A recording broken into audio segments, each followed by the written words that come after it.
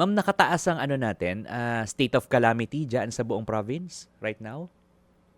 Yes po, pero yung sa state of calamity natin, actually dalawa na yan. State of calamity for the earthquake, nakataas pa. Okay. And then pagtapos na Tino, nagtaas na specifically for Tino.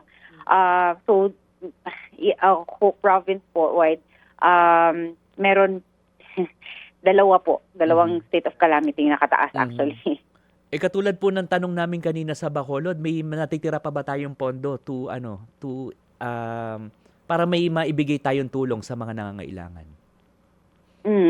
Yes, meron pa naman pong pondo. May QRS pa, may quick response fund pa tayo, may disaster fund pa.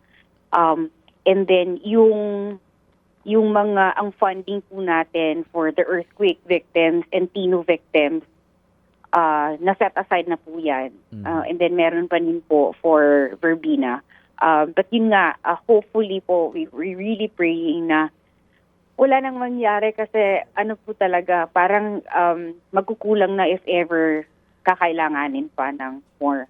Ma'am, ano yung nakita niyo pong siguro pinaka pangangailangan ngayon ng mga South, bandang South po ngayon yung tinamaan. Ano po yung pinaka pangangailangan po ng mga affected po nitong bagyo?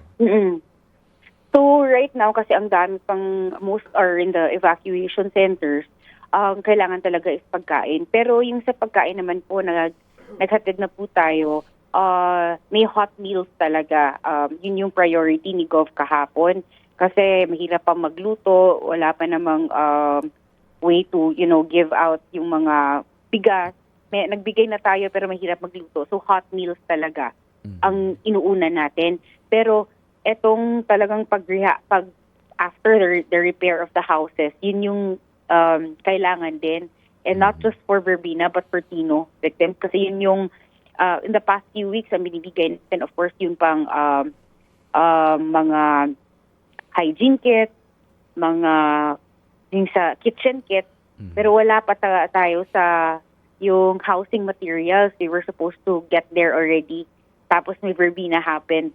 So yun yung priority, yung para maka-repair sila or they can build back their homes in areas that are allowed naman to build back. Pero ngayon din po, we can see sa evacuation centers, meron din naman po ang LGUs, pero may areas din po na they would need sleeping materials talaga, yung mga blanket, yung mga banig, yung ganun po. Mga kapatid, brothers and sisters, saan ka pa? Dito na tayo sa totoo. Dito na tayo sa True FM. Mga kapatid, mag-subscribe and follow po kayo sa social media accounts ng True Network PH. Yan po kami, hanapin nyo lang True Network PH, Facebook, Instagram, YouTube, TikTok, and podcast. Mapa Apple or Spotify man yan, mahahanap nyo kami. Lahat ng mga napapanood at napapakinggan nyo po sa programa, nasa social media accounts namin yan. So paano mga kapatid? See you sa social media!